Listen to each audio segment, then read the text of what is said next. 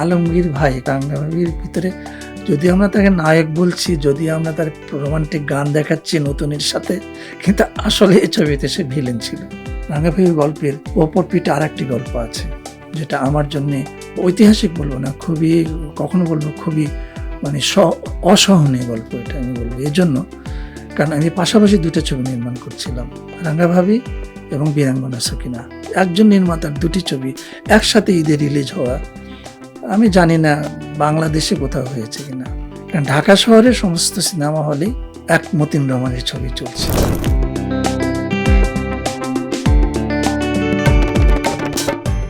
তো শামসুল হক বলছেন যে তুমি যখন একটা ড্রয়ার থেকে একটা শট দেখালে, যে একটা পিস্তলের পাশে একটা বালা, বাচ্চাটি বালাটা তুলে নিল, পিস্তলটা থাকলো, তাহলে এখানে দুটা শক্তি, দুটা ফোর্স কাজ করলো।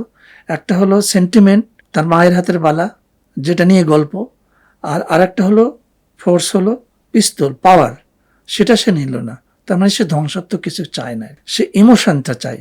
তাহলে ইমোশনটা যে পিক করলো, এরপরে তুমি দেখাচ্ছ সারা জমিদার মহল ঘেরাও করেছে, সে রক্ষীরা তাকে ধরার জন্য সে পালিয়ে যাচ্ছে আর কি। এই দৃশ্যটা যদি থাকে, তাহলে তুমি তো তাকে দেখিয়ে দিলা যে সে পালিয়ে যেতে সফল হচ্ছে। অতএব তাকে লাস্ট সিনে যেভাবেই তুমি নিয়ে আসো, দর্শক কিন্তু আর আনন্দ পাবে না, কারণ ছেলেটি অলরেডি পালিয়ে গেছে। এরপরে তুমি আয়োজন করবে, ঘোড়া যা দৌড়াবে, অনেক রকমের ফোর্স ব্যবহার করবে, শক্তি ব্যবহার করবে, কোনোটাই কাজে লাগবে না। অতএব এই দৃশ্যটা টোটালি ফেলে দিতে হবে। আচমকা হঠাৎ সাডেনলি ঠিক মায়ের হাতের বালাটা নিয়ে সে তার মায়ের কাছে, পালিত মায়ের কাছে এসে হাজির হবে।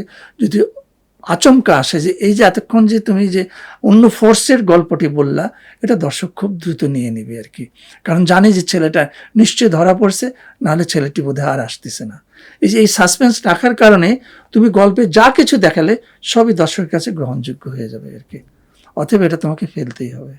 বিষণ্ণ হলাম এবং মনে মনে বললাম যে আসলে মানুষের চিন্তা জগৎ এরকমই নানা রকমই বিস্তৃত থাকে, পরিচালিত থাকে, এবং আমি মনে করি যে যে কোনো চিত্রনাট্য নিজে তৈরি হোক বা অন্যের লেখা হোক, এটা রিভাইজ বারবার রিডিং সেশনে আনা দরকার এবং ছবিকেও আনা দরকার। একজন সাধারণ দর্শকের কাছে তারও মতামত নেওয়া দরকার।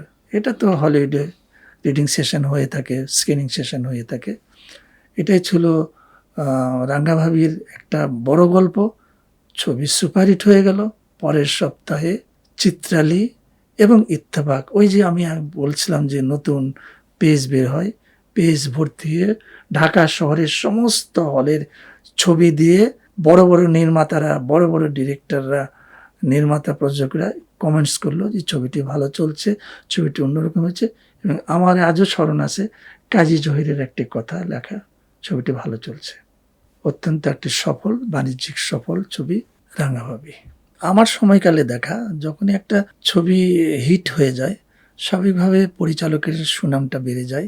অনেক প্রযোজকের আত্মবিশ্বাস আছে যে এই পরিচালক দিয়ে ছবি বানালে হয়তো তার ছবিটাও ভালো যাবে আর কি, এবং অনেক তারকা সে প্রিয় হয়ে যায়।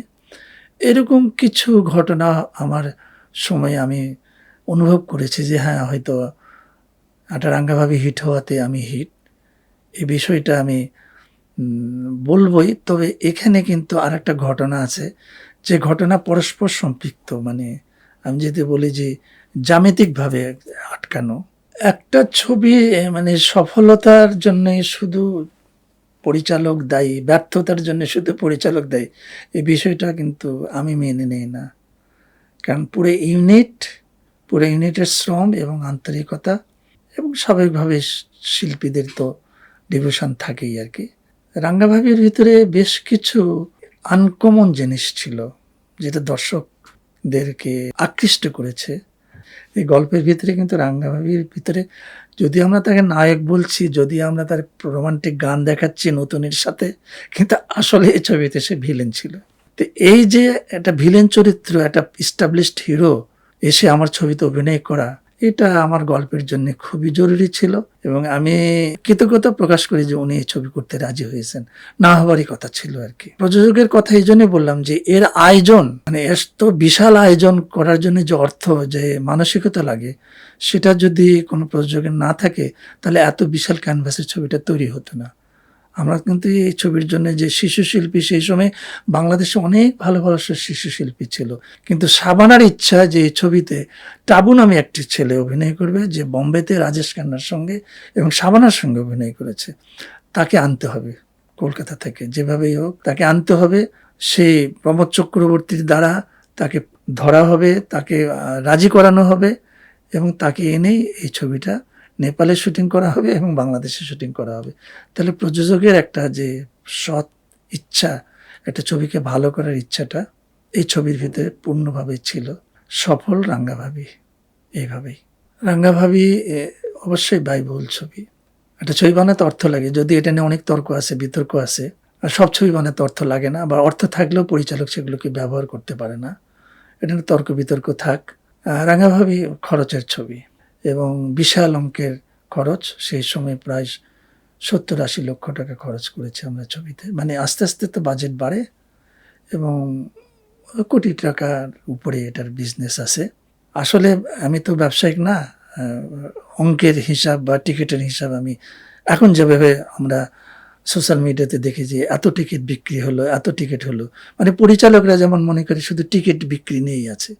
আমরা জানতাম যে দর্শক কত দেখেছে, দর্শক কি বলছে, ভালো বলছে কিনা, আমরা এই পরিমাপটা করতাম। আমাদের সময় পরিচালকরা টিকিট বিক্রির কোনো নমুনা কোথাও জাহির করতো না আর কি। তো যাই হোক, রাঙ্গাভাবির গল্প কিন্তু শেষ হয়নি। রাঙ্গাভাবির গল্পের ওপর পিঠে আর একটি গল্প আছে, যেটা আমার জন্যে ঐতিহাসিক বলবো না, খুবই, কখনো বলবো খুবই মানে অসহনীয় গল্প এটা আমি বলবো। এই জন্য কারণ আমি পাশাপাশি দুটো ছবি নির্মাণ করছিলাম, রাঙ্গাভাবি এবং বীরাঙ্গনা সকিনা। বীরাঙ্গনা সকিনার প্রযোজনা ছিল কুদরত এলাহি পুনির, সম্রাট সিনেমা হলের মালিক, এবং রাজমণি সিনেমা হলের মালিক আহসানুল্লাহ মনি। স্বাভাবিকভাবেই এই ছবিরও বিশাল বাজেট, বিশাল আয়োজন ছিল এবং এই ছবিতে অভিনয় করেছে ববিতা, আমাদের সেই সময়ের মেগাস্টার নায়ক উজ্জ্বল, দিতি, আনোয়ারা, ক্যামেরাম্যান ছিল রেজা লতিফ। আমি এই জন্যে এটাকে খুবই ব্যয়বহুল ছবি বলবো, এই জন্যে এটা রাঙ্গাভাবির সঙ্গে সাংঘর্ষিক একটা গল্প বলবো, যে দুটো ছবি নির্মাণ শেষ হয়ে গেল।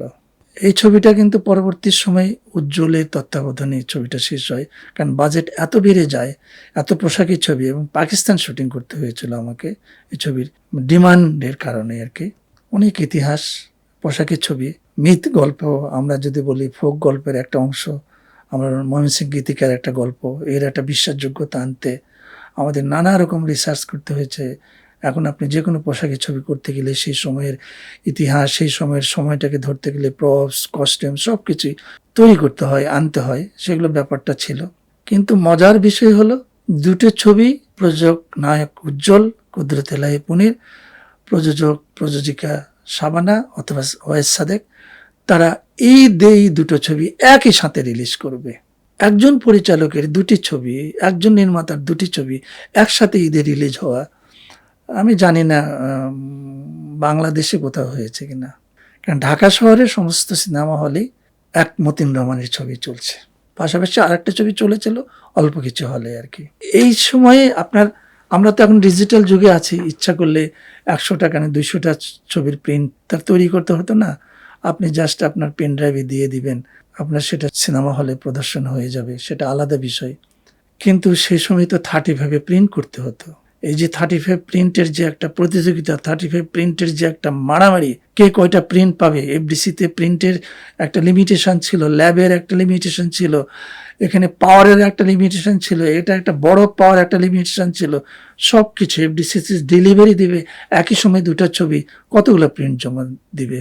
এফডিসি তখন নিয়ম করলো 25 থেকে 30টা প্রিন্ট আমরা দিতে পারবো, কিন্তু ছবি তো 2টা হয়ে গেল, আর একই পরিচালকের ছবি ঈদে একই সময় রিলিজ হবে।